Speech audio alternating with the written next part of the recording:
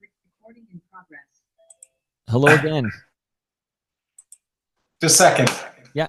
Yeah, there's two of you, right? No. What is Yeah, this? I gotta. Oh, there. Is that better? No. So there's a Frank and a Jim. There we go. Here we go. There we go. Is that Okay, right? so well, let me hear a bit more of you. How you doing over there? I'm doing good. Let me crank up the volume. There we go. Is that Oh. better? Yeah, you sound pretty good. I mean, compared to my last episode, you sound fantastic. Okay, so Yeah. you ready? It's a sad one. Well, we'll talk about it off the top actually, because Okay. I'm gonna do an intro. But Yep. oh, there you go. Okay, so the other you just disappeared. Okay, Good. there were two of you. Okay, you can't have enough Jim. Okay. All right, let's do this. Okay, let's do it. I'm glad you're here. We'll talk. Great. What up, Mike? Toronto. VK on the beat. Check. I'm in Toronto where you wanna get the city love. I'm from Toronto where you wanna get the city love. I'm in Toronto like we wanna get the city love. My city love me back for my city love. Welcome to episode 1766 of Toronto Mic'd, proudly brought to you by Great Lakes Brewery, a fiercely independent craft brewery who believes in supporting communities, good times, and brewing amazing beer. Order online for free local home delivery in the GTA. Palma Pasta. Enjoy the taste of fresh, homemade Italian pasta and entrees from Palma Pasta in Mississauga and Oakville. Toronto's Waterfront BIA. Check out what's happening on Toronto's waterfront this summer. Hey, summer's over. I gotta revise that. I'll fix it in post. Blue Sky Agency. Official distributor of Silen's quiet, comfortable, and customizable office pods. Create sanctuary within your workspace. RecycleMyElectronics.ca. Committing to our planet's future means properly recycling our electronics of the past. And Ridley Funeral Home. Pillars of the community since 1921. Today, kinda sorta making his Toronto Mike debut, but not really. It's Jim Moore. Welcome to Toronto Mike to Jim. It's a pleasure to be here, Mike. Big fan. Not the first time caller, though. Well, let's explain that it's like this is your first, and for people who hear that song, they think Jim just left the Zoom, but there were two of you, and one of you has left, but hopefully the right one left. But you popped on Toast, the most recent episode of Toast. I kicked out Misogyny by Rusty, and you were my secret special guest. So this is technically your second episode of Toronto Mike. Factual. In 1 month. Well, it's like Lauren Honickman, you know? Sometimes you gotta... Oh, he's great. Yeah, so you remember Lauren from City TV, right? Yes. Yeah, I do. Yeah, very much. You know what's funny? I really enjoy almost all your episodes, even the sports ones. And since I've left Toronto, I don't really follow sports, but I still enjoy your sports ones. I find them quite riveting. So because I try to book the interesting sports people. Like give me a Steve Simmons or a Stephen Brunt or a Damian Cox. You know what I mean? Yeah, no, they are. Yeah, you always have great guests. I'm trying to think of one that's failed and I can't. So yeah. Well, that's awesome to hear. So I know we did touch on this in Toast, but I feel like it's a brag. Like I'm just gonna pump my tires here. But when you get your Spotify Wrapped, remind me what was the real number? Like you. It was I think it was 0.0017. Is that right? Is that I can almost visualize it. Okay, so to be clear, because I like this fact, Spotify says you're in the top 0.0017% of Toronto Mike fans. Listeners, yeah. I listen to a lot of podcasts. It's my radio, so yeah. I'm surprised that you're not number one. Like if you're 0.0017, that means at least somebody has heard more. Maybe your wife? Definitely not my wife. She hears enough around the house, yeah. Definitely not my wife. So here, I want to dive deep into the history of Rusty. Do you think there's another podcast on the planet that mentions Rusty more than Toronto Mike? No, I laugh. It's almost every third episode. I go, this guy, he's the super. I think you like the band more than we do. I was thinking of because I just saw this. It's funny. I'm wearing my Pearl Jam shirt I bought in '98 at Yeah. Olmsted Park because of the Yield tour, and I'm wearing Yeah. it because on Saturday I saw a Pearl Jam cover band at a local park near me. They're called Pearl Jamming, and they were really good. And then I was thinking, I wonder if there's a Rusty cover band out there. And then I thought, oh, there probably is, and it's called Rusty. Still rusted. Yeah. Well, you know what? I might get in trouble with this, but there are people that are other bands, believe it or not, that are fans of the band Rusty. And I kept trying to get clarification from Ken McNeil, the godfather of the Rusty, because it was literally after yours, he emailed me with someone, I don't know if I can say it. I know this isn't really helpful, but someone quite famous Canadian band is covering Misogyny. It was funny. It was literally the day after we did that episode. There's someone quite famous. They're putting a covers album and they are doing Misogyny. You can't tell us who? Well, I don't know. I tried to get clarification, but I, I don't think I should because I don't know why. But I've looked on the internet and I have found a cover of it already. But I'll leave it at that. Oh, you're such a tease. I know. But I was really excited because I've got two teenage boys. When I told them the band, they go, "Really? Wow, really? That's Oh, cool." it's a big band then. Okay. Yeah, really. Yeah. And is it Sloan? No, I know those guys. I'm a Halifax. Well, I'm not. I'm from the Valley. I'm from outside of Halifax, so I knew those guys living in Halifax. But no, it's not Sloan. It's actually bigger than Sloan. Bigger than Sloan. Is it a Canadian band? Absolutely. Our Lady Peace? Now we used to tour with those guys. They're super. Now they wouldn't cover. That would make no sense. No, Well, I'm they're just going younger. to keep naming bigger bands. There's not. Okay, Yeah, so go ahead. they're younger than that, but they're seasoned pros now. They've been around quite a while now. But, I get is Nickelback covering Misogyny? That's big news. no, that would be all right. Okay, well, stop guessing. Financially, that would be okay. I wouldn't be complaining about that. That's like when 5440 found out that they were going to I Go Blind was going to be covered by. You know what? And it was Neil. That's who I want to talk about. 5440. Those guys were so great. They've always been great. I remember when Neil got the news about that happening. We were playing St. Andrew's Hall in Detroit. And Neil goes, Jim, I want to talk to you about something. Do you know how this would work out? There's a band called Hootie and the Blowfish. They're covering us for Friends. I go, you're laughing. You're minted, man, which was true. Yeah.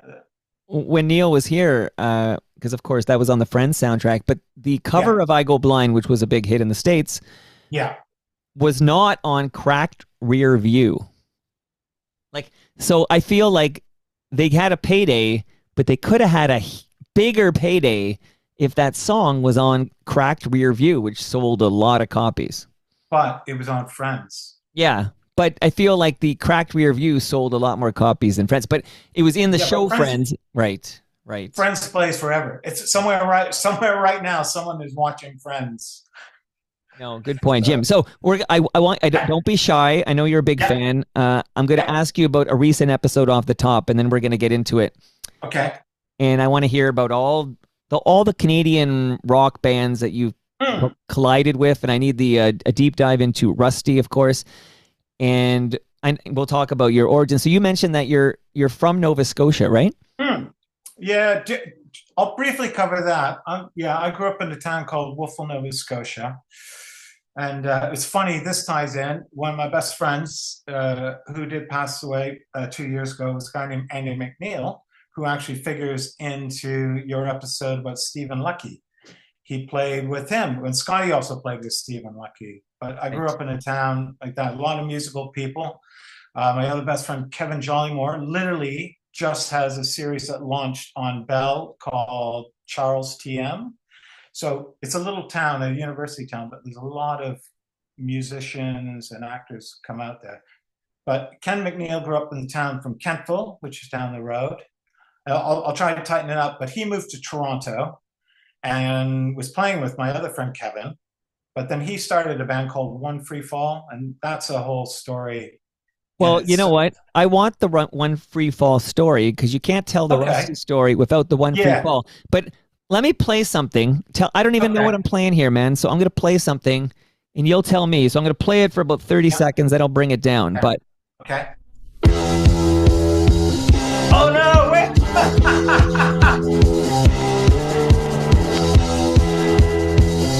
Ah, nice one.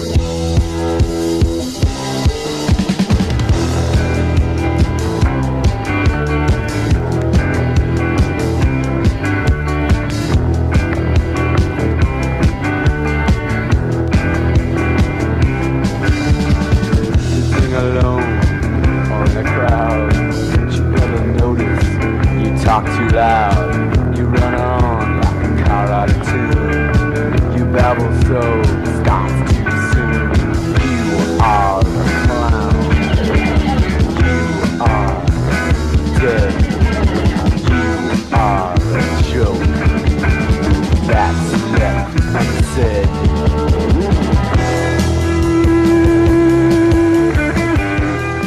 This is the clown song. Wow. Wow, that is amazing. That's the guy I was talking about, Kevin, the guy's the star of the television show Charles, TM. He's a singer on that. I was in a lot of bands with him over there. I was like 16 when I did that. That's me playing drums on there. That's amazing. That's Terry, a band called Terry and the Dream Beats. And they're one of the first kind of punk bands. We put an independent single out when we were still teenagers. Wow. So is this the first single that you ever played on? Yes. Yeah.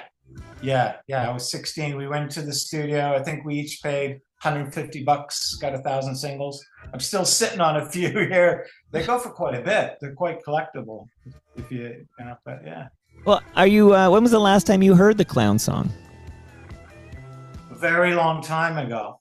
But it's funny, when I went back to Nova Scotia, the guy that sang on that, I went to visit him. His name Kevin. He's a big actor now. But I went to visit him when I was back in Halifax. As soon as I got into his house, he goes, Jim, I need you to play bass. I want you to play on old Terry and the Dream Beats song. So he's going to put that out. He's going to release that, an old one from back in the day. So yeah. Amazing. So amazing, because I know I was thinking I got to go to One Free Fall, and then I'm like, no, this is Toronto Mike. We're going back further. How did you find that? How do you find that? Well, I'm a big fan of Discogs, right? So I go to Discogs, and then there's a lot of Jim Moores out there. So you got to find the right one, but the way to find the right one is to start with Fluke from Rusty and then work backwards, and you'll find the right Jim Moores. I think you're like Jim Moore, the second Jim Moore. And then I basically look at everything that's ever been released that you played on. And then I saw this song, and then I'm like, okay, I wonder if that's out there anywhere, the clown song. I'm like, it sounds pretty obscure. And then I find it. Here, I'll bring her down. Actually, still down in the mix here. But I said, firstly, I thought at the beginning it sounded a bit rushy. Like, are you doing a Neil Peart there? It sounded like a rush at the beginning. Absolutely not. No, absolutely not. No. Okay, do you have an opinion on Subdivisions? That's hilarious. That one is hilarious. That made me laugh.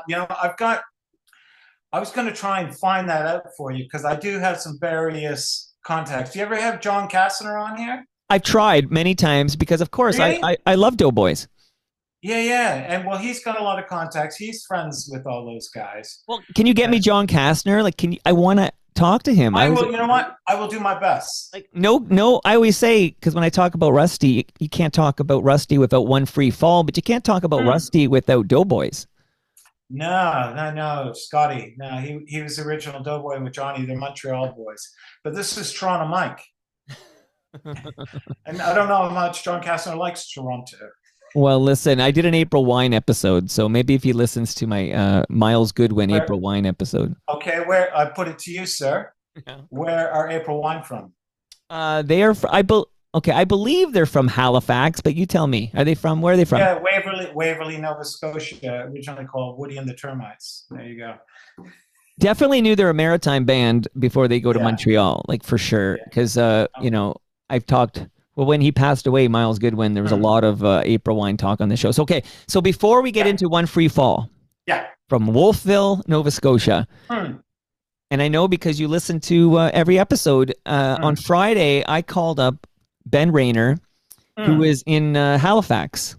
Yeah. That, A- that, And can you tell me? So here, so I recorded it. It was a phone call. Like yeah. because I knew, like I wasn't hearing that story for the first time.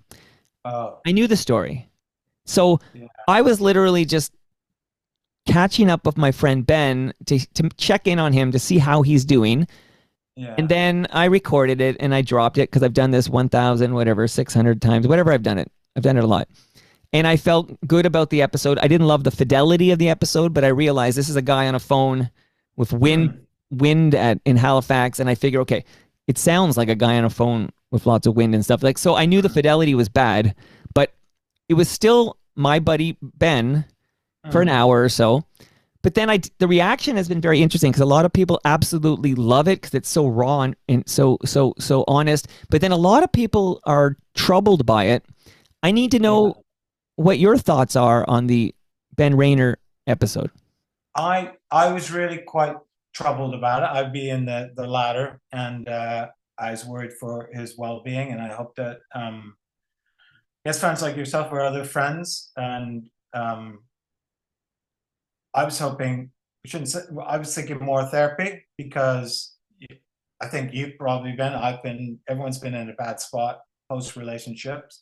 We're adults, and sometimes not just friends are the people you should be talking to because a friend has their own story to come into it. A therapist doesn't have. So I was hoping that he gets someone to speak to because it sounded, even though he's putting it across in a good way, it didn't feel to me on a gut level that he was in a good place. And I felt really a lot of empathy for him because that's a really tough place, financially and for his daughter and stuff. So Yeah, he's yeah.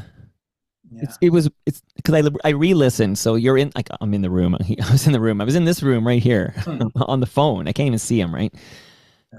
Or I can actually see you. But I lived it. Then I drop it, and then I think the next day or later that day, I went for a bike ride and re-listened because I got some feedback that it was tougher to listen to than I thought it was going to be. And then I listened, and then I heard from Ben. So I'll read a couple of things Ben published on the app formerly known as Twitter, which somebody said, hey, so I didn't see this till a couple of days later, but Ben wrote two things. He wrote about his episode of Toronto Mike. He wrote, who needs to, and this speaks to what you said, where you can't just talk to friends because friends are very biased and, but he wrote, who needs to drop $140 an hour on therapy when they've got a pal like Toronto Mike? So he wrote that, but then he wrote, after that he wrote, this was fun. I was pretty down yesterday, but this cheered me up. So, because a lot of people were like, you got to take that down. And then I thought, I feel like that would be a disservice to Ben. Like if Ben wants it down, it's going to go down. But I would hate to, record an episode of Toronto Mike with Ben, who I believed was of sound mind and body. He's going through some tough shit, but he's ready to talk about it. And he seemed he seemed very Ben Rayner to me. I know him pretty well. And to just delete that episode to me would be like I would think that would be a dick move. Like some people were saying delete the episode, but Ben liked it. He had a good experience. Yeah, and it probably did make his day talking to him. And it does help clearing, obviously, getting things off your mind. But no, I wouldn't delete it, but I was just concerned. I had a little bit of empathy for being in that kind of position. It's, sure. Yeah. Well, that's just it. It's also precarious. No, I know. So we're gonna get to One Free Fall here, but I felt like Ben's not alone in this. You had a bit of it. I had a bit of it. A lot of guys have been through some, especially when it comes to your full-time job, your relationship, your marriage. When you have, especially if you have kids, I feel like a lot of guys are in a similar spot to Ben, and hearing somebody kind of talk through it, I think that's good. Like it's good for people to hear that, not everybody's story is sunshine and lollipops and rainbows. And You know. No, when you put across that I completely understand the point of it. The hit was not seeing his daughter every day. You know, he is seeing, but you know that the things that you take for granted, you can empathize with that. You know, and Yeah. they're not seeing every day that you think you're always going to see. So yeah, but And then I yeah. thought it was interesting when I just said like, okay, because Ben's from the Maritimes like you, so Hmm. it's like now he's his mom's in New Brunswick and Hmm. she's got a couch he can always sleep on and things like that. But I was thinking, like, what if? Because Ben tells a story like his ex-wife just said like I'm moving to Dartmouth, but what if she was? I said just what if she was moving to Berlin, and then Ben Yeah, very quickly said I'd be in Berlin right now. So yeah, one side thing that I don't know Ben's ex-wife, and I don't cast any judgments, and I'm only getting one side of the story. But I do not like the idea that I don't like the idea that somebody can move their kid that far away from the kid's other parent. Like it just bothers me on a personal level that if my ex-wife had just said, "Hey, we're moving to I don't know, we're moving to Texas," I I don't think you can. I don't think legally you can. Well, I just know in this country, uh, you couldn't even get on if a couple are separated. You can't just get on a plane and go to Dubai.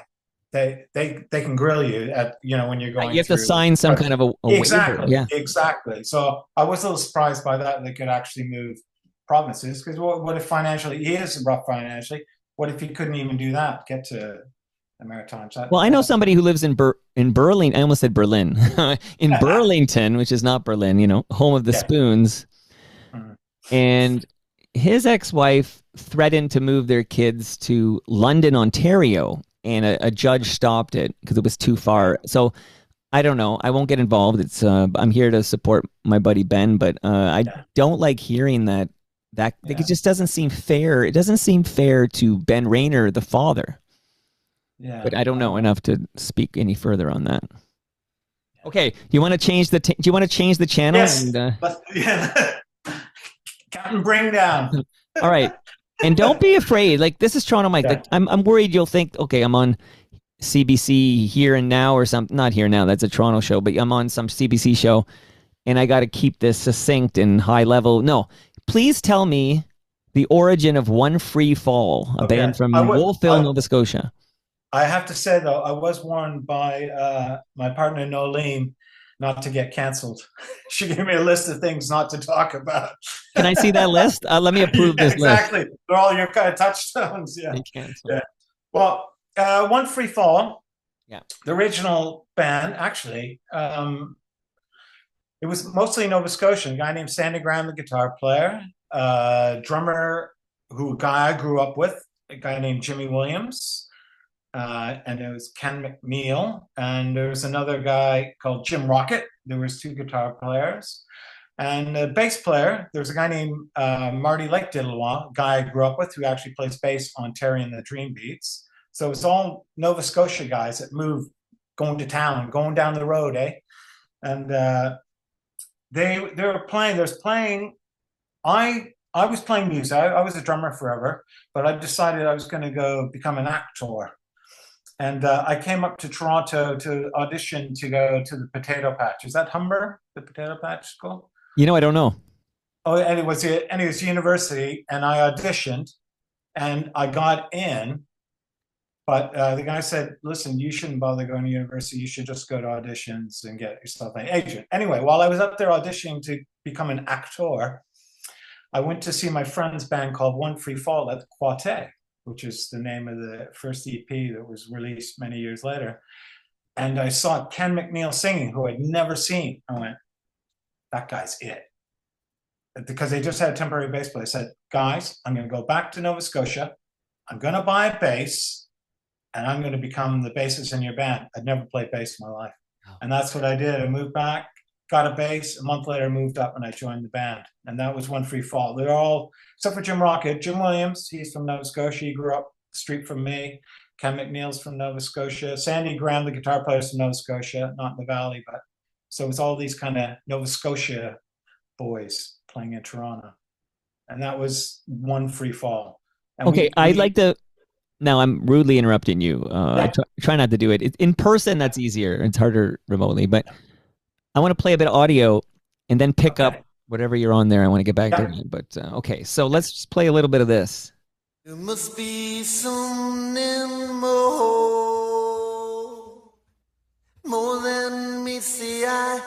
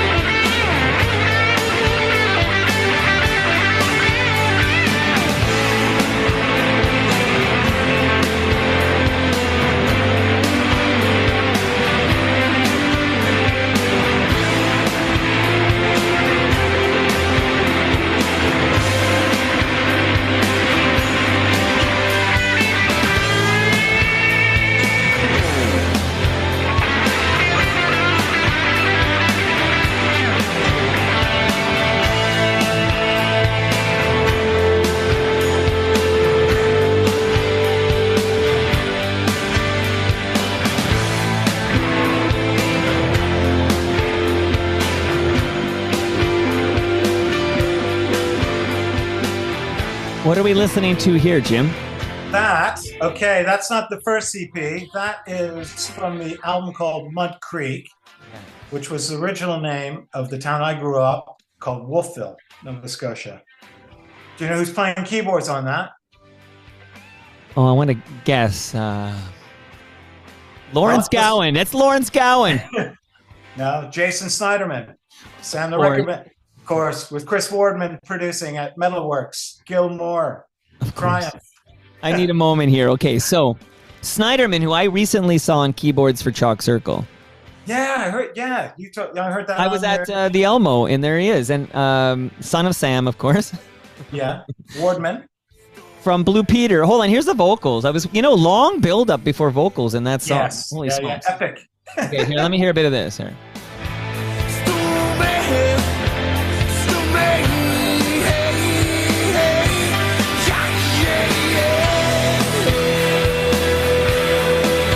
I recognize that voice. This would be a good closing theme because you get a long, sort of like Rosie and Gray from Lois of the Low. Yeah.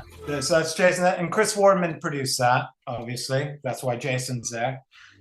So, yeah, but we did an EP before that, Okay. and then we did that one in Los Angeles. This one you're listening to, Mud Creek, that's from Metalworks. Okay, and this is 93? Yeah, and that's on Handsome Boy. That's Jeff Rogers, because no one wanted anything to do with us. The One Free Fall, we pushed a truck up a hill for many, many years, trying. There's a beer in Nova Scotia, which is available in Canada, called Keys. That's what I grew up drinking, Keys. Their tagline is, those who liked it a lot, which is inferring that not everyone likes it, but those who do, they really like it. Like our friend Roy, do you know Roy Pike at all, the guy, the video maker? He's done everyone. No, but I do know Jeff Rogers. Yeah, well, he and they're friends. Well, there's people like Roy Pike that One Free Fall is one of his favorite bands of all time. Rusty's okay, but One Free Fall, One Free Fall. Well, yeah. Okay, so a little few. First of all, about Jeff Rogers is he's very actively, like, he listens and he's always pitching me guests, and sometimes he's arranging for good. guests. Jeff Rogers, in fact, I'm thinking of my neighbor Jerry Levitan, the kid who interviewed John Lennon. He's a buddy of Jeff's.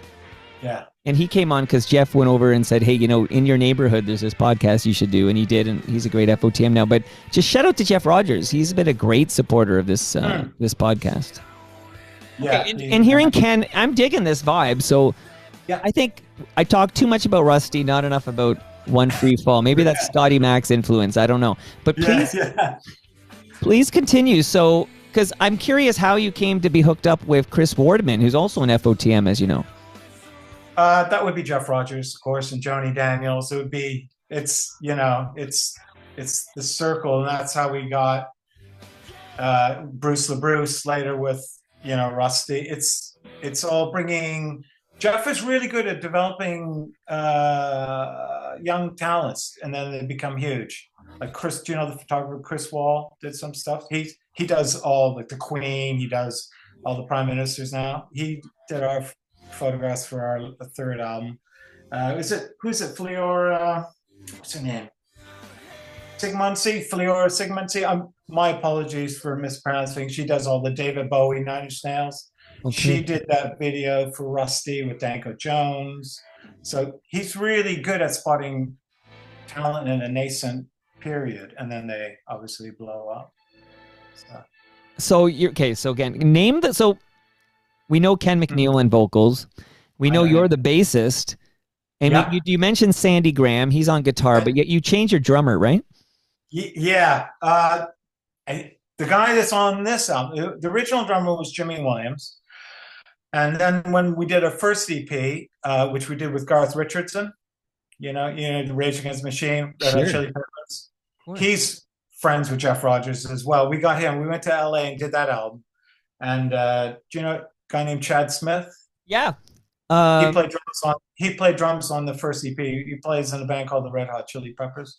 Well, that song sounds like Red Hot Chili Peppers. Like what's dun dun dun dun dun dun dun dun dun dun dun dun Californication. Yeah, like that beginning of this song I just played. When I first listened to it, I was hearing in my head Californication by Red Hot Chili Peppers. Well, if you listen to the first EP, that's Chad. It's a little bit more up tempo. There's no epics on there. That's wild because everyone thought he always looked like Will Ferrell. Yes, he does. So on this album, Mud Creek, it's a guy named Bob Vespasiani who played on that, who was another Woofle guy. He was an older guy. He's a great drummer, and he actually transitioning into the Rusty period before even Scotty was in it, was Ken McNeil, myself, Bob Vespasiani, writing demos in Kensington Market. And so but he had family, and he couldn't go touring with Rusty. He couldn't make that commitment. And when Rusty got signed, we were going away. We were doing sometimes 200 to 300 shows a year. So sure, geez. Okay, but we haven't yet said goodbye to One Free Fall. So no, we haven't. No. Tell me about wonderful FOTM Art Bergman. Oh yeah. So I played on that. Yeah. Art Bergman. And you know that list your wife gave you of things not to talk about. I want to hear you tear it up. I want to hear you. No, he was great. He's an amazing guy. And actually, I have a Juno. It's thanks to Art Bergman playing on the demos and on one song for What Fresh Hell Is This that Chris Wardman produced. Yeah, I got to do that. I was shocked. I don't know. Chris Wardman is I have to say he likes my bass playing, and so he got me to come in and do the demos, and that wound up. And then they just released for Record Store Day. They released the double album. They released all the demos from that as well that I played on. So that was pretty fun. Very cool. So go ahead. Go ahead. We've known him a long time ago, and actually prior to that, we did a song by Neil. Do you remember the Neil Young tribute? There was a Borrowed Tunes. Yes, of course. So I loved it. So we were supposed to do the song that 5440 do. They did Cortez the Killer, which we did on the Mud Creek album. We wanted to do that. And so what they said, why don't you do a song with Art Bergman? So we did Prisoners of Rock and Roll off, is it the Landing on Water album, I think? But we did that, and they co-sang. That's a great version, by the way, if you ever hear that. Well, I'm kind of prejudiced, but I really like that version. It's up-tempo. So that's One Free Fall with Art Bergman. So we go back with him quite a while. Just a quick Chris Wardman. I know it's all the Chris Wardman show here, except it is. Since I talked to Chris Wardman, the Tragically Hip, I was just hanging with Jake Gold the other day, but they had all these things from, I guess it was from the Road Apples. Up to here. Up to here. You're right. You know what? I always think it's He Road did the Apples, demo that got him signed. of course. So, but what got released was Get Back Again. Yeah. And got a lot of radio airplay. I quite loved it. I played it quite a bit. I thought it was great. I guess it didn't make up to here because I think I heard Paul Langlois say something like they already had 38 years old and they felt like it was too similar in some regard and it didn't make the cut. But Get Back Again is a great song produced by Chris Wardman. Yeah, he did. Yeah, he worked with them quite a bit. Yeah. And that's nice that came out. That's good. Like we're going back to 88 with this stuff. Like November 88, I think, is when this. Yeah. Yes, that would be about it. Yeah. Do you know the Sons of Freedom? Yeah, I see. I hear about them a lot because Lois the Lolo, there was a tour with Art Bergman, Sons of Freedom, and maybe Boot Sauce. Ooh, dark. Yes. And it's become, days. As a listener, you've heard the phrase fuck boot sauce. Yeah. I say it with my tongue on my cheek because I've never met the guys. I might love them or whatever. But from guys like Ron Hawkins from Lois the Low and Art Bergman, I've heard enough stories where I feel like it's an interesting thing to say. But what can you say about Sons of Freedom, Boot Sauce, Art Bergman? Well, I can tell you a lot about that. Sons of Freedom did a tour with One Free Fall. We supported them and oh my God, the sound of them, they're amazing. Their albums, and Chris Wardman did the second album called Gump, which is an amazing album. But the bass and drums on those are inspirational to me. They're a powerhouse band. The three guys named Don and Jim. But I have a question about, so I could be wrong, but I was consuming a lot of 102.1 The Edge, okay? I don't believe Sons of Freedom got much play here in Toronto. No, but they didn't. When I talk to somebody from out west, for example, they talk about Sons of Freedom the way I talk about, Rusty or whatever. Like it's a big fucking band. But why is it that I don't even think I can't think, I know I hear about Gump, it's a good album, but Sons of Freedom was off my radar, but I was consuming so much Canadian alt rock at the time. Like, how did I miss it all? I think, for one reason, when that first album came out, they sound way more Killing Joke English than North American, and their sound was so aggressive. Even though it had a pop, the melodies were really catchy. I think they're just too aggressive and just too ahead of the curve. By that, just like One Free Fall, we were pre-grunge and they're pre-grunge, so it was just wrong timing for the band, such as One Free Fall. If One Free Fall had come out, the grunge, we would have, I think we would have done better. But if I may interrupt to say that you guys break up in 94, right? So grunge kind of breaks in late 91. Yeah, we broke up. I'm trying to remember who we toured. Maybe a band called the Scramblers that I wound up doing a lot of Scramblers. That was Ziggy from Slow, and Rockhead was in that band. Yeah, I came back. We did this Canadian tour, One Free Fall, and it was so funny. Came back like on a Saturday, and I called Ken on a Monday and said, Ken, you know what? I can't do this anymore. He goes, oh, no way, really? I was thinking the exact same thing. Wow. So we broke up the band like on a Tuesday, told Sandy, and then probably by Friday we were rehearsing for Rusty. So I'm very, very interested in this transition, but I'm going to shout out a previous episode of Toronto Mic'd, which is episode 340, recorded in May 2018, when in the basement, because I guess we did this on Toast, but not this episode. Where are you right now, Jim?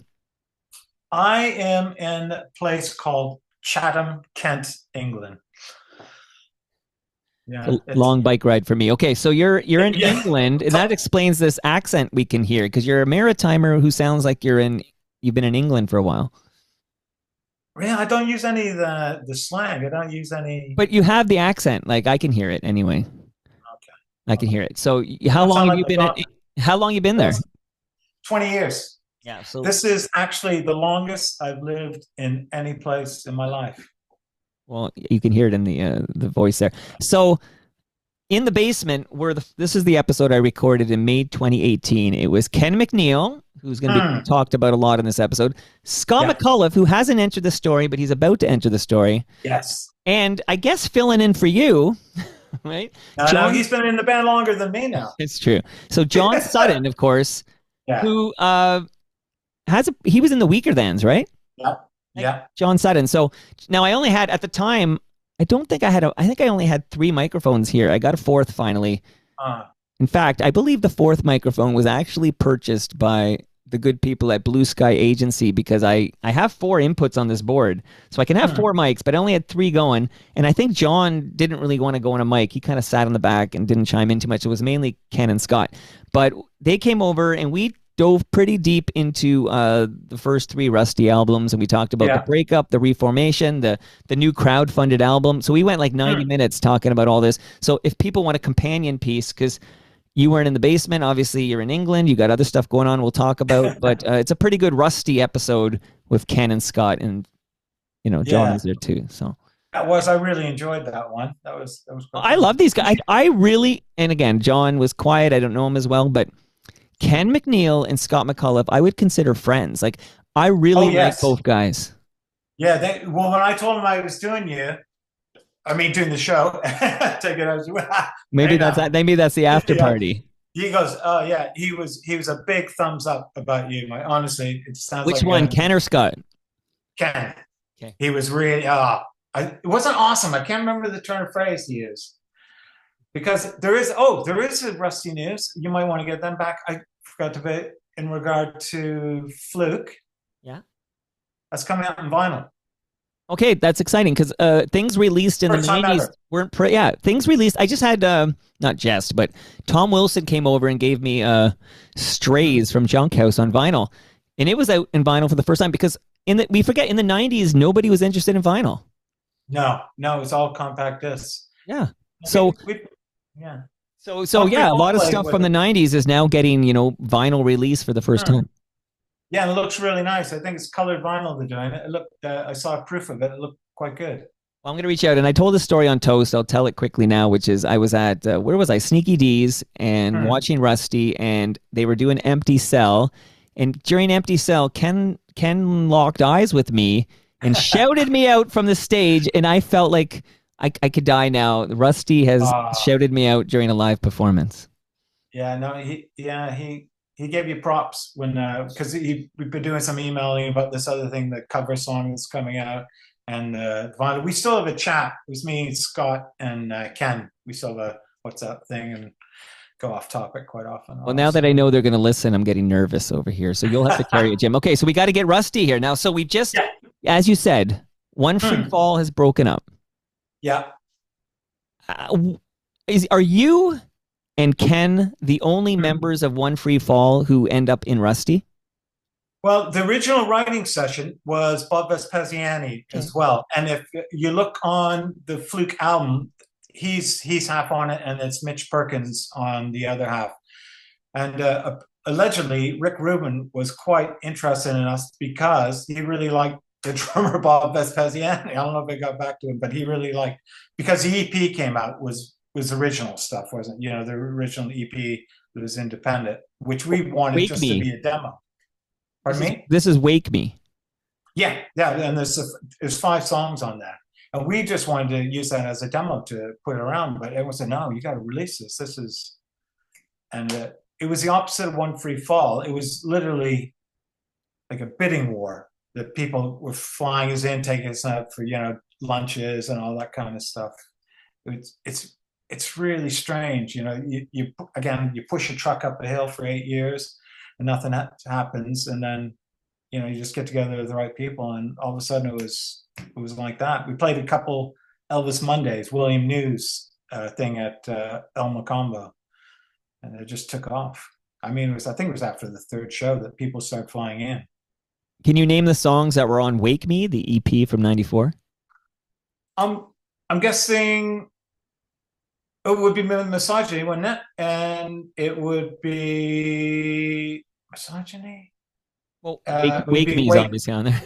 Wake Me. Is it Billy Boy on that, or was it? Well, I'm testing your memory, but I don't actually. I know you're asking the wrong guy.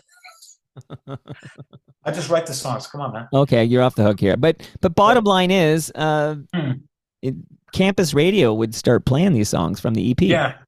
Yeah, they did. Yeah, and it didn't have to really get service and work like it did later. It wasn't someone calling and getting ads. It really did. It really took off. And that video for Wake Me, I remember it being on Much Music all the time.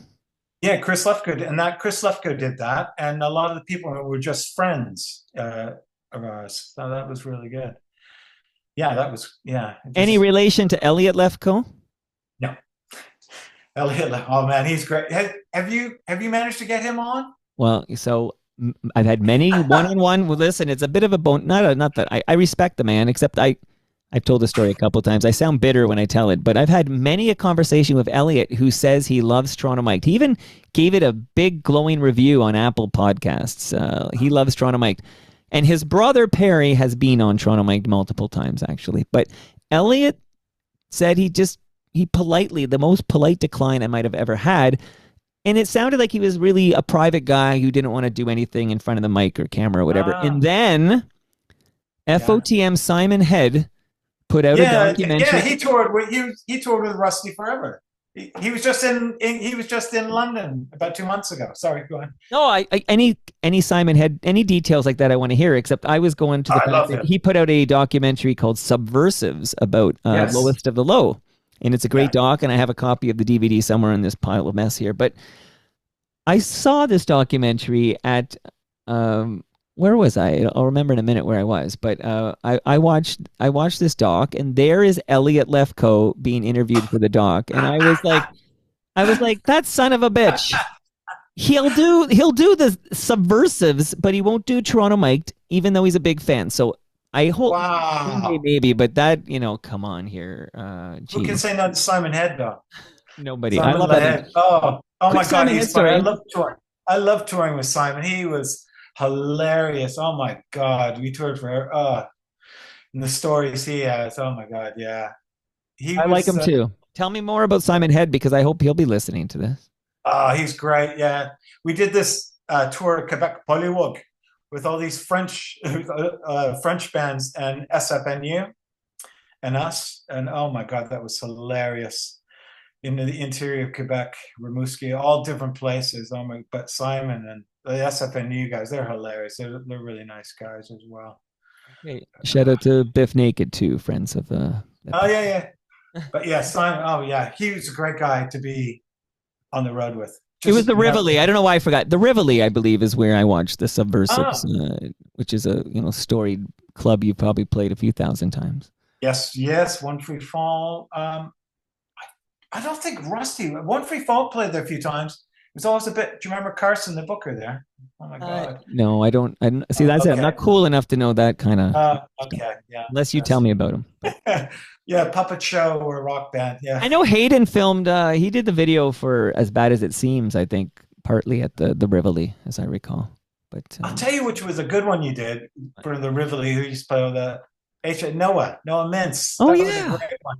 He was very revealing. Oh my God. I don't know if he's being recorded or not. He spilled a lot of tea. Yes. Primarily, and I think it's fair game at this point, but he was going hard at Gian Gomeshi.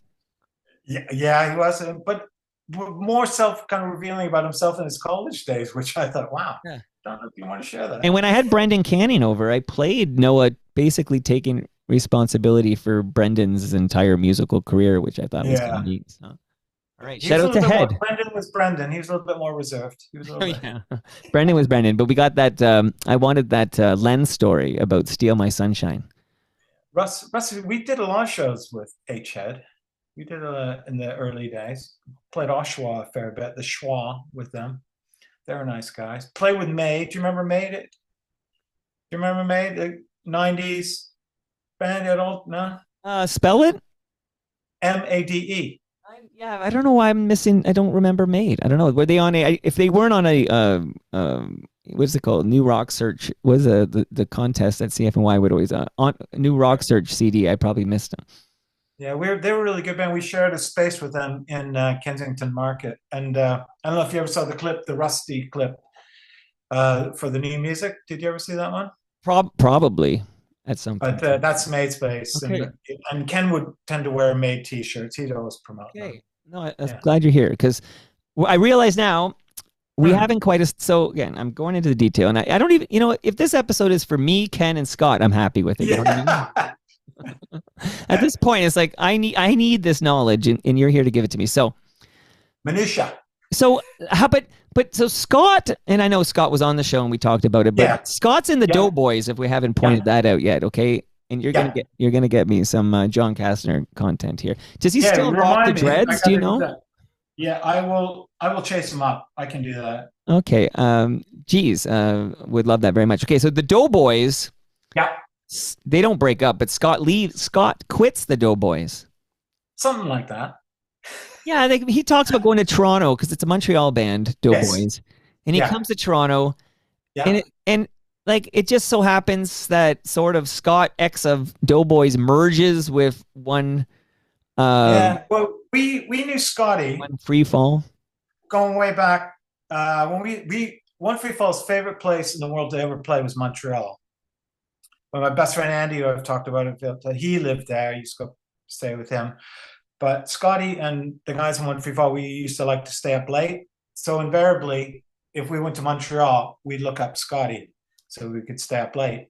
So we were always friends. We had, you know what, all the years being in the band, me, Scotty, and Ken never once got in a real argument or fight. Wow. Even when the band broke up, we always were on the same page. We had slight variations in the bands we liked, but musically and ideas wise, if we're going to do something, we never argued about anything. And that's the only band I've ever been in like that. Yeah, so No, I'm happy to hear it actually. So we talked about the EP Waking. And then, of course, you talked about some kind of like almost like you were being pursued. Like, is there a bidding war? What happened? So now we're leading to Fluke, of course, which I, as you know, I'm a big fan of Fluke. Okay, even though I can't play it, I need to get my mitts on the vinyl of Fluke just to put it in the studio here. So, it looks good. Who won the bidding war? About 3 days. I think that was done in 3 days with almost, it was kind of like the Police album. Although the Police album, I think, sounded a little bit different than ours, but it was the same kind of deal, really low budget and done quickly. No magic in there, just really playing. But Chris Wardman back to produce this. Yes, yeah, and Matt Mateo. Do you know Matt Mateo at all? That guy's a real. He worked with Ashman Isaac, big wreck. He's an amazing producer himself. He did the last Rusty album, Out of Their Heads. Same place, Present Studio. He's a funny guy. He's By the way, great. Before I forget, what did you think of Ashley McIsaac on Toronto Mike? That was great. It's like one of my favorite episodes of all time. Yeah, RuPaul. Yeah, he's got the stories. Although, because he used to come into the studio sometimes when One Free Fall or Rusty was ever there. And just my interpretation. Actually, don't get it wrong if you listen. I think he likes to shock people. Sure. And I'm sorry, but you got guys of our age and seeing things, staying up late. You're not going to really shock us.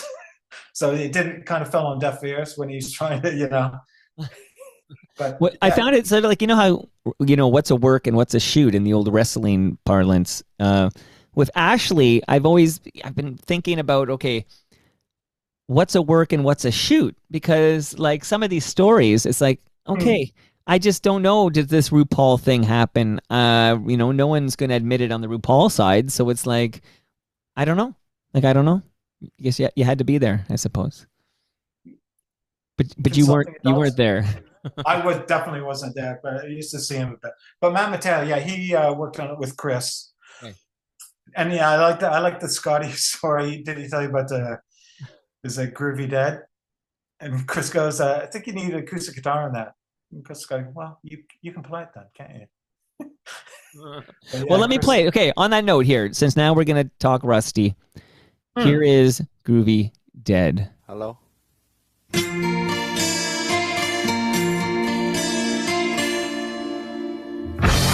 I hit top speed, I smoke the dragon. To the loft, I drag my ass home. Stick my head under the pillow.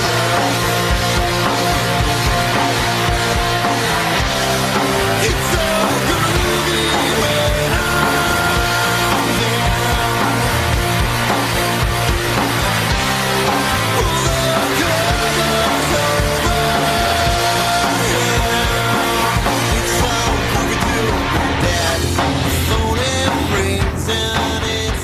And now, Jim, we're going to listen to all of Fluke together, okay? Yeah. I had a flashback of when John Castner, 2011, John Castner was booking, what's the Canadian festival that happens? Edge Fest? North by Northwest? North by Northwest, yes. Yeah. So he approached us to do a reunion show, 2011. And he flew me over. It was funny because it tied into me starting a new job. I had to go to San Francisco, but I got to bring over my little boys, my wife at that point, Jody, and they got to see me play. We played, is it Nathan Phillips Square? Is it down? Yeah. Yeah. So we played that. Yeah. And that was, for lack of better words, it was rusty. It wasn't great. It was okay. But then the second show we played El Macombo. Went and did sound check. There's no one there.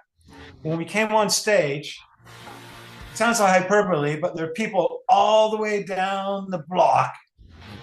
The place was jamming. It was so packed. And everyone's singing. And I turned to Ken and go, I don't ever remember us being that popular, man. It was amazing. That was obviously my last show playing with him. But what a way for me than playing with Rusty. It was amazing. It was such a great show too, I thought. Amazing. Okay, so that's amazing. But before we get you out of Rusty here, so Fluke, I mean, I don't need to, people listen know what's going on here. Misogyny we talked about on Toast, and we talked about the video with Bruce LaBruce's The Hustler White.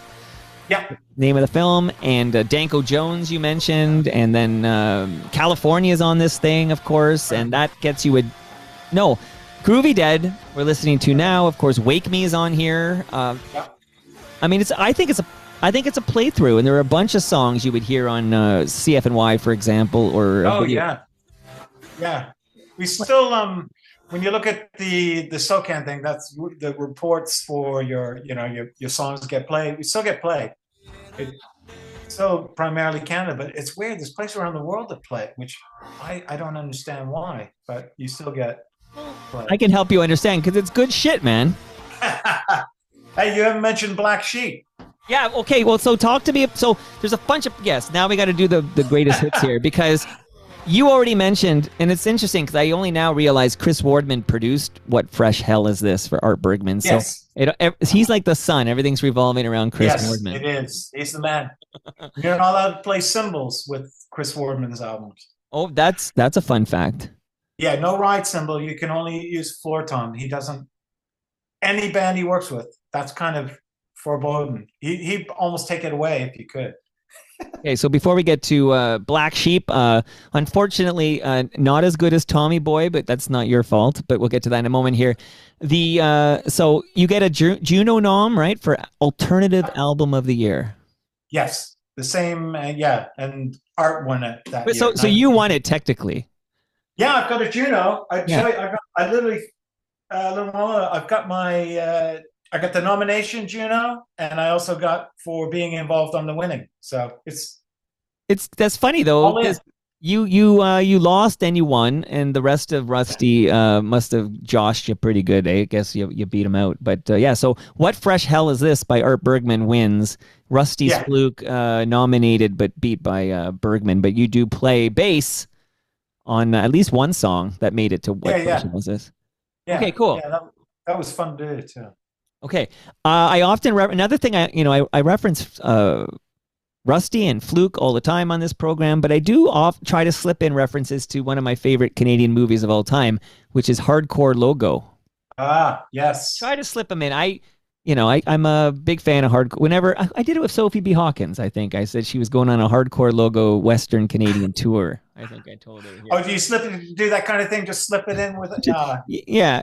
She's not going to know what the hell I think she asked me a few questions what the hell I'm talking about. But you did, Let's Break Robert Out of Jail. Yes. Yeah. It was on a tribute to Hardcore Logo. That was by Rusty. Yeah. I watched that again recently. I liked it better the second time. Yeah. I think it's great. I think it's great. Okay, tell me how you end up on a big Chris Farley movie. How does Punk end up on that? Well, it's probably I think it was probably our Is either be Jeff Rogers or our publisher. You know, publishers, they want to get the money because they get usually half a year publishing, so they try to place it on TV shows, and I think that's what happened with that. Oh no, I know what happened. Well, I'm wrong. I'm dead wrong. Penelope Spears did that, right? The Decline of the Western Civilization. She directed that. I got that all wrong. My apologies. It's okay. She actually came down. We were playing the Dragonfly in Los Angeles to check out, and she said, "Yeah, we can use these guys." So that I forgot about that. Yeah, that's a story. Well, things are going big. This is like 96 or whatever. Yeah, it was really big. Yeah. Things are happening for Rusty here. And I do like to talk about Snow Job whenever I can. Yeah. I'm wearing a Key Spear t-shirt in that. You wouldn't be able to do that now. Yeah. I'm going to try. So what, they just invited you to come on because Much Music I guess they do a Snow Job, and who else? Do you remember who else played your Snow Job? That year, I honestly can't, because it was just us. They expressed it wasn't one of the big ones. You know how they did the big ones, and was that Whistler, Banff? Never like going, I don't ski, so I never like going to those towns. They're always really boring. Yeah. But Ken and Scotty loved snowboarding, so it was always fun. Is this the David Kynes thing? Is he behind the Snow Jobs? Was it David Kynes? I know you might not remember. Maybe. But yeah, it might be. Maybe, I think it's a David Kynes thing. They were so supportive. I've got to say, I brought that up the last time. I mean, they help really support and break bands. You know, like the thing of the Killjoy. They're a band I really liked out of our era. And I know you've had Gene, Michael. Those guys are the bands we put. You know, Scotty's favorite band out of all those scenes were? Tell me. Grand Arvis.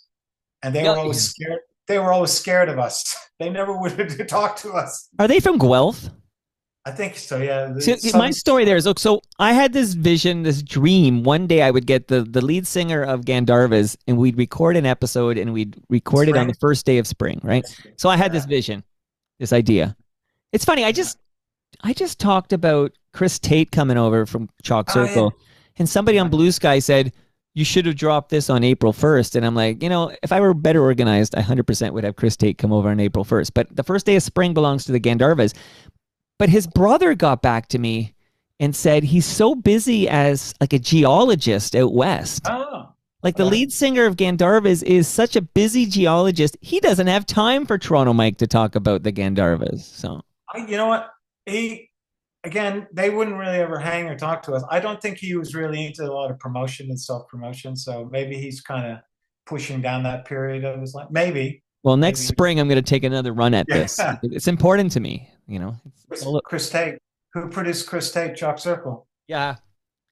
Chris Wardman. Yeah. Oh, I know. Yeah, it's unbelievable. The Chris Wardman connection. Unbelievable. Okay, so. That's why they did 20th Century Boy, I'm sure. That's right. Of course, your follow-up album, I mentioned that I was shouted out during Empty Cell. That's the big hit off the first single release from Sophomoric, which comes out in 97. And I will say Empty Cell seemed to be everywhere, like all over the radio, all over Much Music. It was it won a Much Music Video Award, right? Yeah. I think that anyone can correct me. It's easy to do. But I think radio-wise, even to today, that did the best for, you know, if you, I don't know best, but if chart-wise, and it has the longest legs because they keep playing. It's not, you know, it's not very aggressive, is it? I think I don't know the word for this phenomenon, but I have anecdotally noticed that when a band has a big breakthrough album, the first single from the next album will sometimes, even if it's not as good as stuff on the previous album, because now there's this anticipation, like for the big single off the new album, they just broke out with Fluke or whatever. I feel like it gets inflated because of being the big lead single of the follow-up from the breakthrough. I don't know if we need to create like a term for this, but I've noticed an Empty Cell, which is a great song, but I mean, it probably would be the biggest song by Rusty because it's the first single off the follow-up to the big breakthrough. Yeah, and it definitely was. But it still has the legs now. It still gets the most plays for some reason. Okay.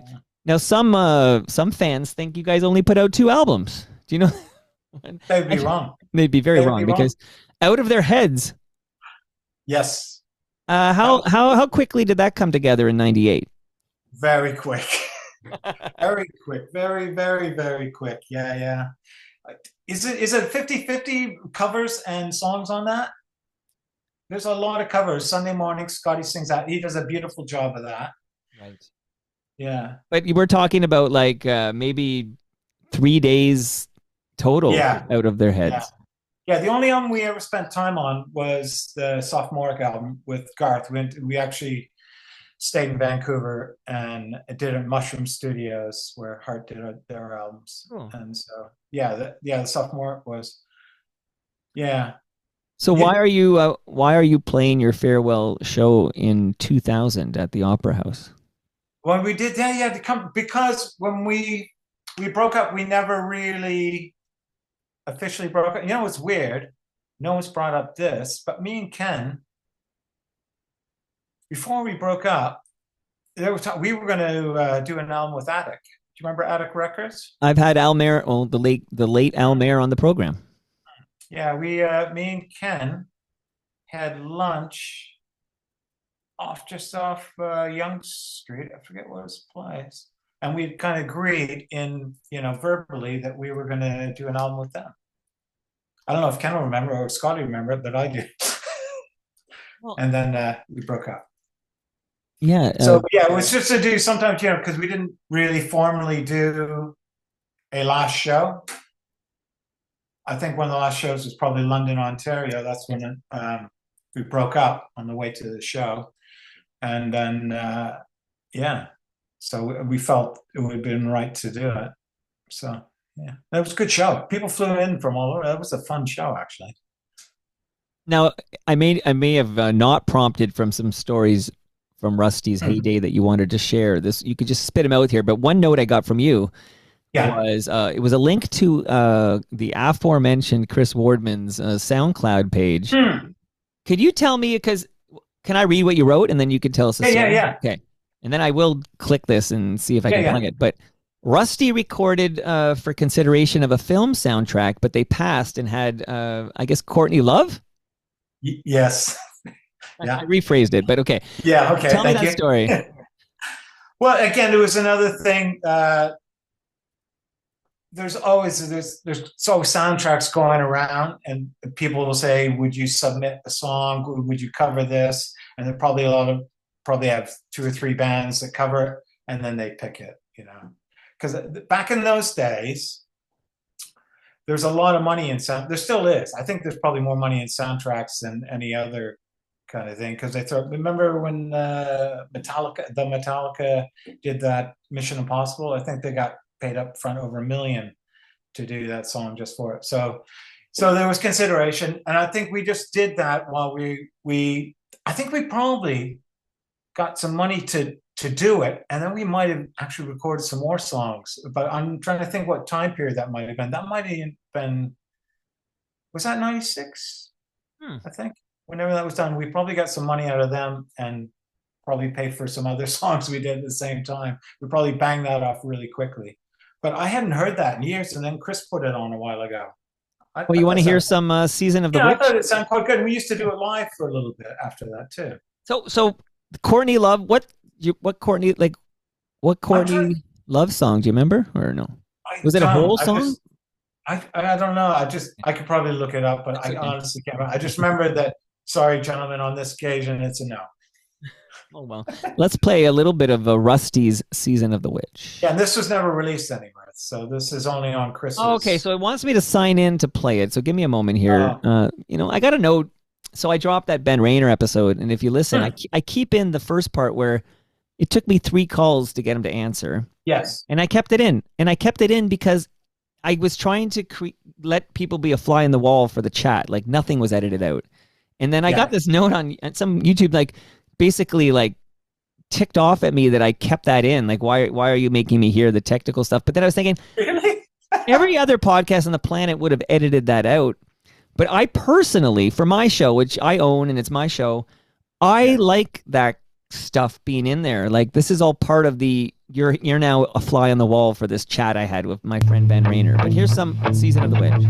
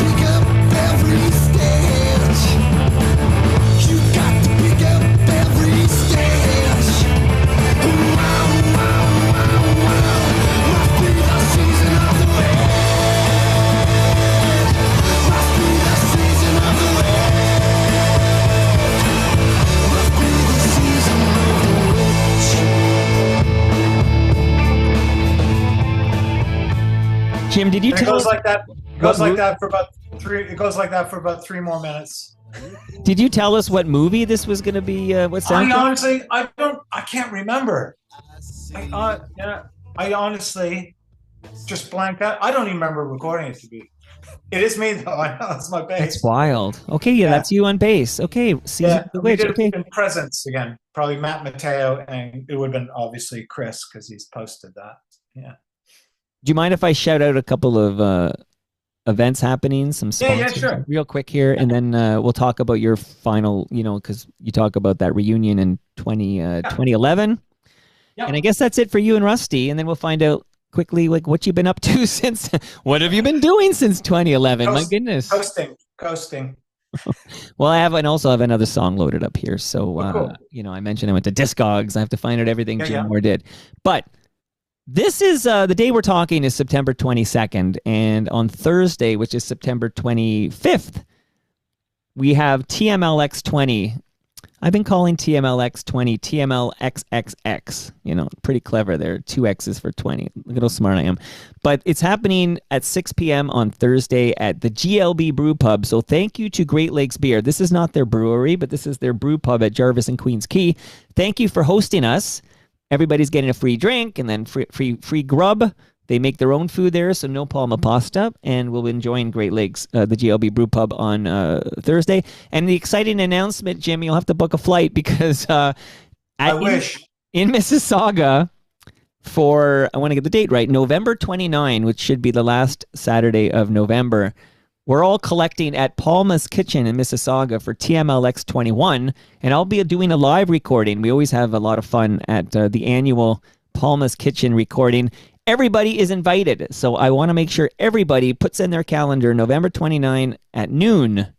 Be at Palma's Kitchen in Mississauga. Everybody, get that flight booked. I want you, everybody, your kids, your wife, everybody to be there, Jim. So, what kind of beer will they have there? What kind of beer are they gonna have there? Well, I'm gonna bring cold GLB, man. Yeah, absolutely. We drink GLB. You mentioned those who like it a lot. I remember that ad campaign for Keefs. Yeah. Keefs. That's like but here in Ontario, it's all GLB all the time. So thank you, Great Lakes. Thank you, Palma Pasta.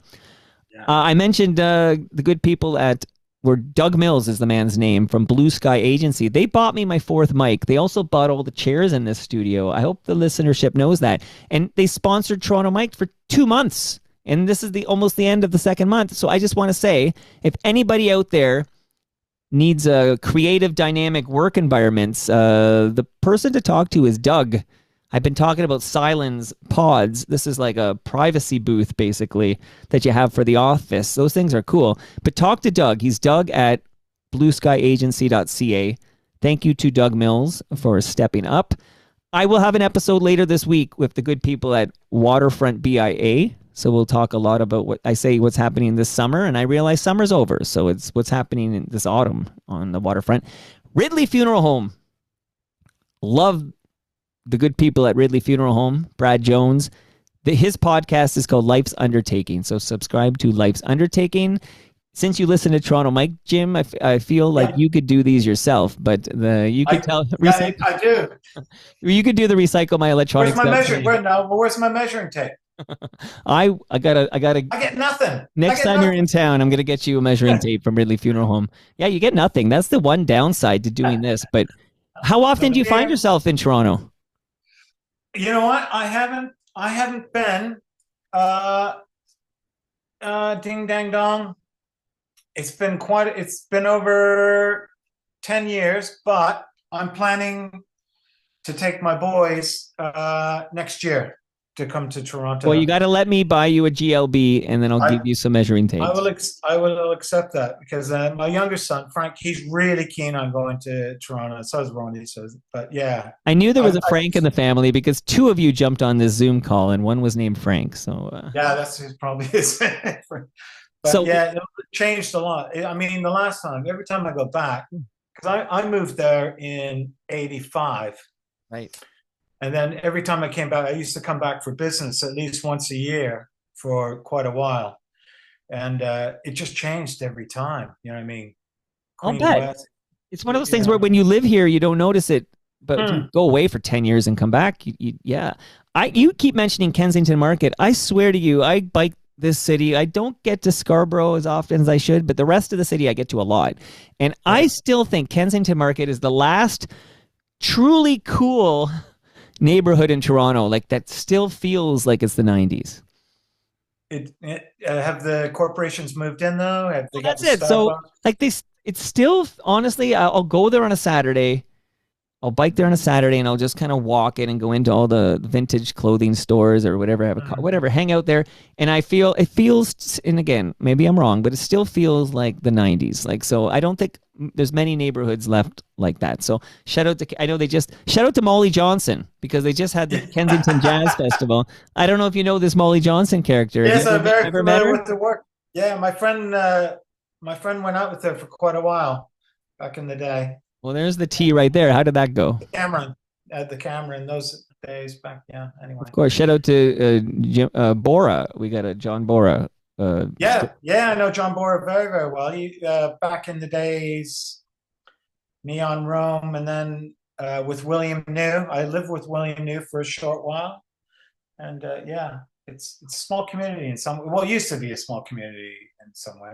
If anyone from the community who would have good stories hasn't been on Toronto Mike because I'm an ignorant Yeah, guy, you can totally like a lot of FOTMs will. Blair does this a lot. Blair Packham, Steve yeah, Paikin does yeah. this a lot. Alan Zweig does this a lot. Will basically be like, you need to talk to this person, and Hmm. they'll explain why. And almost all the time, I'm like, okay, So just throwing it out there. But I Yeah, you've just got want Ian Blurt. You're pretty good though. You've got pretty good with the people in the scene that were actually there and part of it. So Oh, I love Ian Blurden. yeah, I was yeah, at the Change of Heart reunion show recently on Geary Avenue here. I was there for the garage, the Sound Garage.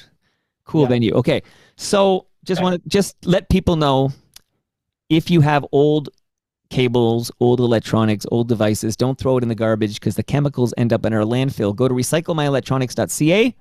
Put in your postal code and find out where to drop it off to be properly recycled. So thank you to all the sponsors. I think a couple leave at the end of the month. If anybody's interested in partnering with Toronto Mike, please reach out, mike@torontomike.com. This is a good time to get on board here as we kind of reset here for October. But okay, you mentioned the North by Northeast Festival Hmm. in 2011. 2011. And you were reunited for this. Yes, Rusty. reunited again. It felt so good. Let's sing it together. All right. It was fun. And then It was pretty funny though. When everyone pulled up for rehearsal, they're all driving giant like 4x4 trucks. It was quite hilarious. Ken's up in Sudbury, and yeah. my buddy Jeff Pierce, who was driving me around, he was one of the best friends that went back. He was driving a big truck. It was a little bit different than England. There's no big trucks here. You know what? I hate big trucks. I mean, unless you're working actively in construction and you need to haul around stuff because you're working, I don't know, a contractor or whatever you are. I guess maybe it's because I'm a cyclist. I Yes. find Yeah. the automobiles here, they're so big. Now you got like cyber trucks cruising around, and it's like we're being invaded by some other country has their tanks on the ground or something. I hate these big automobiles. I don't know. I don't understand myself why in a city like Toronto. I guess in the 905, I guess they just like bigger is better. They think, but why would you ever want to live in Toronto and have a automobile that large? To listen to new country music. Oh boy. All right. I'm going to get myself canceled here. I got to be careful here. Okay. So you, Jim, you moved to England in 2005, Yes. but the Yes, reunions in 2011. Yes. So you come back for the reunion? I did. John Castner arranged that. That was fantastic. Yeah, we came back, did some rehearsals and played the shows. And again, that was quite amazing. It felt really good. It was quite fun. But we Because for a long know, time, yeah. I hadn't been doing music for a long time, and I didn't know if I was going to be doing music again.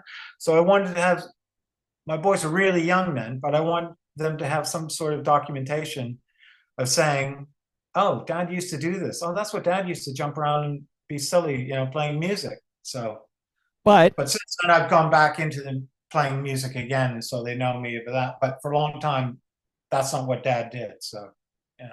But Dad, if I may call you that, you Yeah. were the bassist for Rusty But Yes. they got John Sutton on bass. Yeah, and he's a much better bassist than I will ever be or ever was. So So when you do this reunion in 2011, are you on drums? no, no, he wasn't there. It was Oh, he was post. there in 2011. Yeah, the Wikipedia. I kind of corrected that because the Wikipedia had that wrong. Yeah, it He still has it wasn't wrong. involved. Yeah, Wikipedia had it wrong. So after it was after we did that, then they got John. They, I think, Ken and Sky said, we could do this. We could. Why don't we keep? This was good. People seem to like it. Why don't we continue? And then they got John, who's amazing in the band. He's great. The Wikipedia, which we can correct because Rosie Gray TO listens to Toronto Mike, and then Rosie Gray TO goes in and makes the appropriate edits. The Wikipedia makes it sound like you're on drums for the 2011 reunion. No, that was John Lully, right, who was in a band you might know called Boot Sauce. That's right. Okay, you know what? I'm glad you brought that up. So I say fuck Boot Sauce, but not him. He came over and played with Rusty. John Lully's great. I got to get him on Toronto Mike here just to talk Boot Sauce. Or you can get John Sutton because he'd have great story. He's from Winnipeg. Oh, he seems so shy. I had him in the basement, John Sutton, and he didn't want to talk. And I didn't have, like, he'd have to share a mic, but that's not that hard. It's a swing boom thing or whatever. Yeah. He really seemed quiet and shy of the mic. Oh. And maybe that's because he didn't want to take maybe he didn't want to take a spotlight away from Ken and Scott. I don't know. So I don't know if that's. He's got his story. He's a great songwriter, great musician. So, although it wouldn't be Toronto if he's from Winnipeg. No, but I don't care. I mean, I don't care. I'll talk weaker thans. Of course, I would talk to. Okay. I hate Winnipeg. Come on. So, you're now done with Rusty. So, is 2011 your swan song with Rusty? That was it. Put a fork in it. It was done. Done, and then John Sutton takes over on bass. Yes. Yeah. So you have nothing to do with Dogs of Canada, for example. Nothing. They did share before they did, which was really kind and nice. And they told me about all that. That was nice. And they kind of, again, we got that chat. So they'll ask me about something from the past because even though my memory's not great, it's better than theirs. So, well, you know what you need to do? You need to add me to that chat. Okay. Oh, no, Is it on WhatsApp? Is it on WhatsApp? Yeah. Okay. I want to be added to the Rusty chat. Because if you've ever looked in the Facebook Rusty, it'll always be invariably be. I have absolutely no memory of that. Because Rusty used to like to stay up late as well. Listen, I think I can be an honorary member. Just add me to the Rusty chat. I need to know what's going on there. Yeah. So you're in. So you said you were not. So now you're back to performing on, I guess, on drums, right? So yeah, tell me a little taste of like what you've been up to since 2005 when you moved to jolly old England.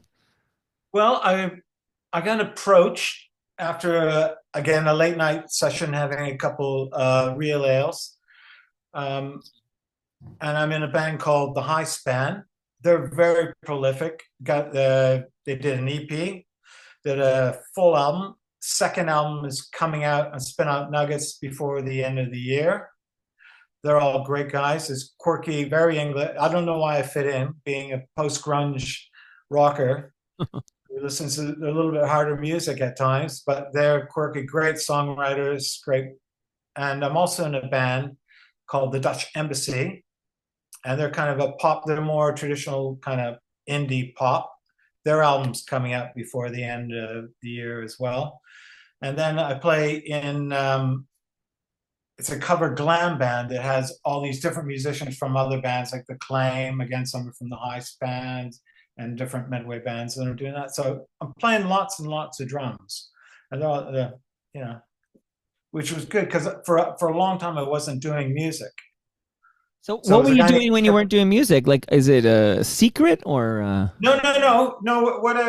One of the reasons I moved over here was to get a job, because after playing music, I worked for a lot of bands, teching bands like the Crash Test Dummies, Jimmy's Chicken Shack, Joy Drop, from Tara Sloan probably. Of course. So I did that. I worked that end of the world. Kind of like Simon Head, right? Because Simon Head does that for Lois Adoro and different bands. Yeah. So I did that for a while, and then I just retired from doing that.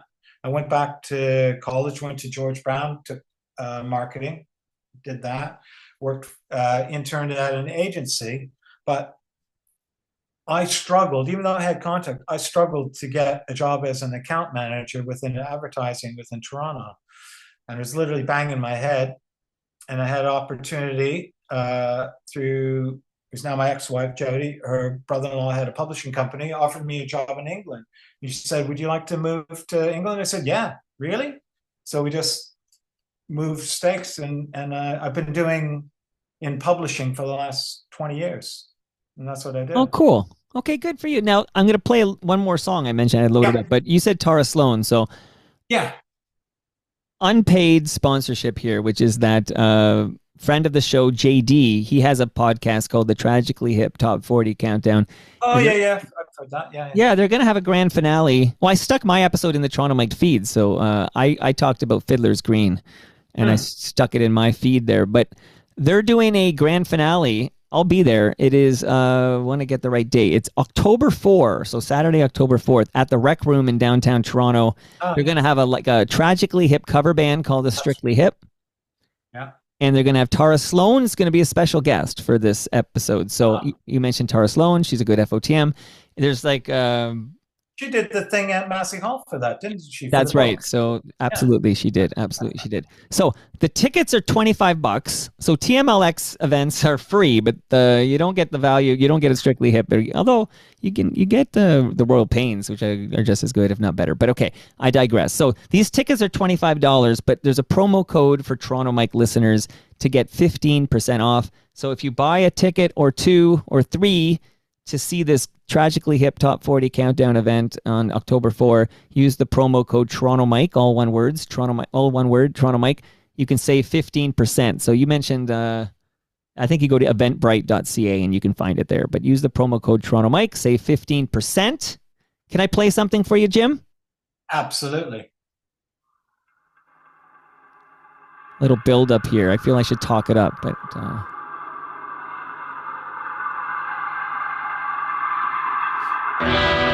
Centuries from now, where your house stands could be a country lane, a factory, a cow, an antenna in a land with another name. And Andromeda Jones lands her spaceship in Balfour Road. Her augmented eyes help her realize her ancestral abode. There used to be a door here. There used to be a door here. Centuries from now, where your house... Andromeda Jones. Yes, nice. Thank you. That's great. And remind us of your many, projects you have on the go. Which band is this one? That's the Heist Band, but I neglected to mention Pod, which was done with a gentleman named Chris Broderick that sadly passed on. He was in a band called The Singing Lions. That's a great album. But this band is called the Heist Band. Then the second album is coming out before the end of the year. So yeah, I think he's a neighbor of mine now. His neighbor. Oh, that's funny. Okay, Andromeda Jones. I think this is a song Ben Rayner would dig, right? Because there's sort of a spacey, yes, spacey thing going on. And Kevin Younger is the Heist Band. He's a singer songwriter, does all the music. He writes about things locally and things in his life. He's quite a wordsmith. Okay, digging it here. So you're a going concern there. Maybe next year you come back to Toronto and I get to finally meet you here. I will bother you. How was your Toronto Mike debut, Jim Moore? I like those guys. Oh, is this the debut or was the last one the debut? No, this? Oh, no, that I see. Okay, you know what? Listen, it's been a long day already. I had the Donovan Bailey. So this is not your debut. But this is your first deep dive, okay? This is the one-on-one deep dive. We got to learn a lot more about Jim Moore, but it is that technically this will always be your second appearance because you were kind enough to be my special guest on Toast with Rob Pruce and Bob Willett. Amazing talking to you, man. I loved all the names we dropped. Thanks for having me. Thanks for having me, Mike. And I will, when we come to Toronto, we will bother you. That's how the Kings would say it, right? Toronto. That's the Kings. Toronto. Going down the road, eh? Shout out to Oakville. Okay, Going Down the Road. You know, I'm a big fan of that movie. So, and the sequel, the sequel of Going Down the Road, because there was a sequel, has Kathleen Robertson in it. Really? And she was on the show 2 weeks ago. Is it still Going Down the Road? Something like that, like Going Down the Road Again or something like that. Dude. All right, Jim, this was awesome, buddy. Thanks for doing this. Oh, thanks, Mike. And you got to hook me up with John Kastner. I got to get him. I will. You know, I've written it down. Always a pleasure, never a chore. And what an honor it is that you are in the top 0.0017% of us Toronto Mike fans that listen via Spotify. That's amazing. I got to keep it up, though. I'm in the top 0.0017% of fans who love the album of Fluke by Rusty. Fluke, I bet. In your year roundup. And that... I don't have a roundup because I use YouTube Premium. I don't use Spotify, so I miss out on all this Unwrapped stuff. I know. Oh, do you? I need a YouTube Wrapped or something. I don't know. But that... And that... Stu Stone's listening. I got to do it bigger. And that brings us to the end of our 1,766th show. Go to TorontoMike.com for all your Toronto Mike needs. Much love to all who made this possible. Let's patrons like you. Go to patreon.com/TorontoMike. And I promise any day now I'm going to go and clean things up in there so it's a better experience. But heck, become a member today. I'll get in there tomorrow. You'll see. Great Lakes Brewery. They're hosting us on Thursday. I can't wait to meet a bunch of diehard FOTMs at GLB Brew Pub on Thursday. That's going to be awesome. But Palma Pasta, they have us for the big one. Everyone's invited to Palma's Kitchen on November 29th. Put it in your calendar. It's at noon. Be there. Toronto's Waterfront BIA. They're my next guest on Toronto Mike. Can't wait to talk to them. RecycleMyElectronics.ca. Blue Sky Agency. And Ridley Funeral Home. See you all again. My next episode will feature the Waterfront BIA people. Can't wait. But on Friday, Jim, this is exciting. On Friday, in this basement, a couple of Atlantic Canada people, a couple of Maritimers named Chris Murphy and Jay Ferguson together in the basement. I used to buy records from Jay when I lived in Halifax. Oh my God. See, I love what a small world we live in. I know Chris is from PEI, but he then moved to Halifax. But is Sloan the biggest band to ever come out of Halifax, or is that April Wine? No. Is it April Wine? I would say so, yeah. I would say yeah. Well, Sloan, Friday, in the basement, be there.